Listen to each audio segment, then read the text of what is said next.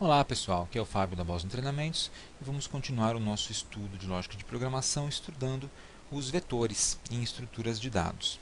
Tá? Bom, então, o que é um vetor? Um vetor é um array unidimensional. Tá?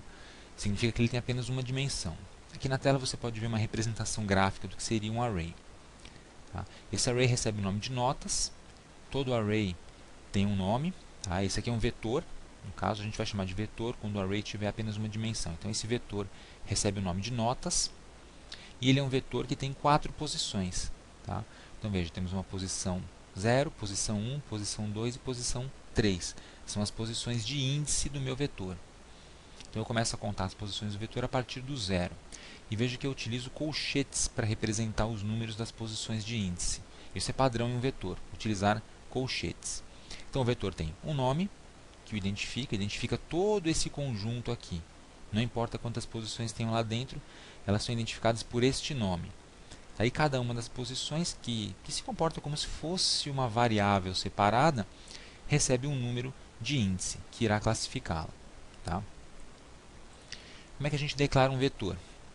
Para declarar um vetor, basta você dar um nome para ele, você escolhe o nome, 2 pontos, palavra vetor, nesse caso, me referindo ao Visual G, onde a gente vai fazer testes. Tá? Caso você vá programar em alguma linguagem de programação específica, claro, você vai ter que consultar a documentação da linguagem para saber como se declara o vetor naquela linguagem. Então, a palavra vetor, aí eu abro colchetes, especifico i é a primeira posição do vetor, geralmente é 0. Tá?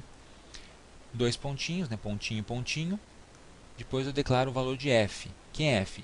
O valor da última posição do vetor. Então, seria i inicial, f final. Posição inicial e final. A posição inicial geralmente é 0, e a posição final então é que vai dar o tamanho do seu vetor. Ele vai de 0 até f. Fecho o colchete, aí coloco a palavra d, e depois especifico o tipo de dados que esse vetor vai armazenar. Você deve lembrar da última videoaula que um vetor ele é uma estrutura de dados homogênea, portanto ele armazena apenas dados do mesmo tipo. Tá? Então você declara qual é o tipo de dados aqui, e se você declarar, por exemplo, dados do tipo caractere ou inteiro, o vetor só vai poder armazenar caractere ou inteiro. Legal? Não importa quantas posições você coloque lá dentro. Tá? Então, dá um nome para o vetor, 2 pontos, palavra reservada, vetor, abre colchete, especifica a posição inicial, geralmente 0, pontinho, pontinho, para indicar que vai até posição final. Aí você coloca o valor da última posição. D, e depois você especifica o tipo de dados. Tá legal? Bem simplesinho. Vamos ver um exemplo aqui. Exemplo de declaração de um vetor. Tá? Então, a gente pode declarar um vetor dessa forma. Vetor notas, 2 pontos, palavra vetor, abro colchete, posição inicial 0, pontinho, pontinho, posição final 9, fecho o colchete, palavra reservada D, e aqui o tipo de dados real. Então, aqui estamos especificando um vetor de 10 posições, com os números de índice 0 e 9, então vai de 0 até 9, portanto 10 posições, tá? O 0 conta e o 9 também.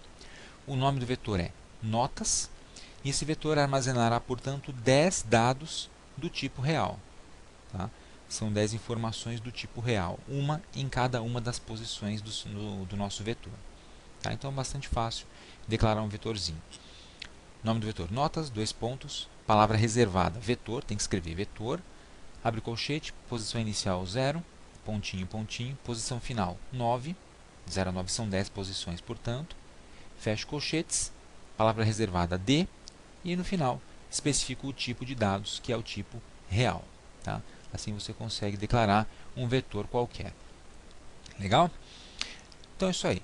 Aprendemos o que é um vetor e aprendemos como declarar um vetor. Vimos um exemplo de declaração de vetores.